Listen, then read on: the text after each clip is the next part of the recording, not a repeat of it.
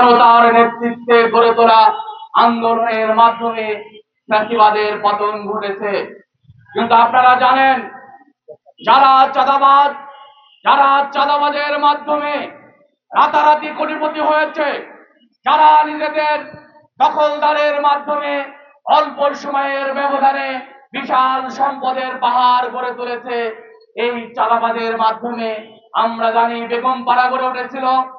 এই চাঁদাবাজের মাধ্যমে রাতারাতি কোটিপতি হওয়া যায়। এই চাঁদাবাজের মাধ্যমে ভারতীয় বিলাসবহুল জীবন যাপন করা যায়, যার দৃষ্টান্ত হাসিনা নিজে রেখেছেন, অন্যান্য দলের নেতৃবৃন্দ রেখেছেন। আমরা বলতে চাই, আমরা যদি সচেতন হই, ব্যবসায়ীরা যদি ঐক্যবদ্ধ হই, তাহলে হাসিনা যেভাবে পালাতে বাধ্য হয়েছে, এদেশের সন্ত্রাস চাঁদাবাজ ঠিক একইভাবেই এই সন্ত্রাস চাঁদাবাজ মুক্ত, তারা সন্ত্রাসী চাঁদাবাজি রেখে এদেশ থেকে পালাতে নিরাপদ জীবনের যারা সব হামলা করেছে, আমরা সরকারের কাছে অনুরোধ করব, ভিডিও ফুটেজ দেখে গতকালকের সন্ত্রাসীদেরকে দ্রুত গ্রেফতার করুন। সেখানে ব্যবসায়ীদের মধ্য থেকে কবির আহমেদ ভাই এখনো মুমূর্ষু অবস্থায় আছে। আমরা দোয়া করি আল্লাহ তাআলা দ্রুত সুস্থতা দান করে, যাদেরকে আহত করা হয়েছে তারাও যাতে দ্রুত আরোগ্য লাভ করেন।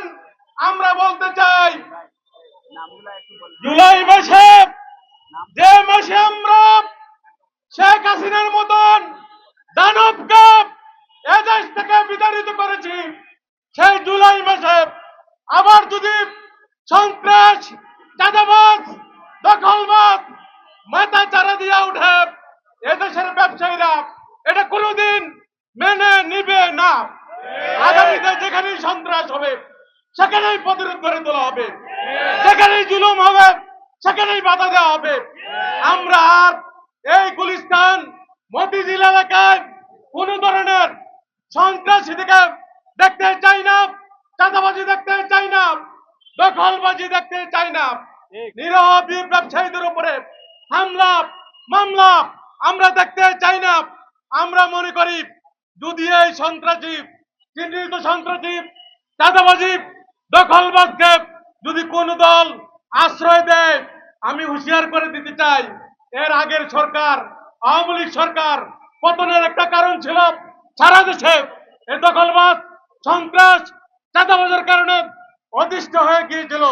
আপনি যদি আবার তাদেরকে আশ্রয় দেন, কোন দল আশ্রয় দেয়, আমরা বিশ্বাস করি ওই আগের সরকার ব্রিটিশ সরকারের মতনই পরিণত হবে। আমরা মনে করি, সুতরাং এই 5ই আগস্টের পরের আজকের এই বাংলাদেশ, এই নতুন বাংলাদেশে আমরা আর কোন ধরনের সন্ত্রাস, চাঁদাবাজ, দখলবাজকে আমরা দেখতে চাই না। সুতরাং আমরা আজকের এখান থেকে আমরা বলতে চাই, আমরা চাঁদাবাজের বিরুদ্ধে মিছিল করব। এই মিছিল জিপি হয়ে, গোলাপশাহ বাজার হয়ে, ফুলবাড়িয়া বাস স্ট্যান্ড হয়ে আমরা ঘুরে আমরা আবার জিরো পয়েন্টে আসে আমরা আমাদের আজকের মিছিলের কার্যক্রম শেষ করব।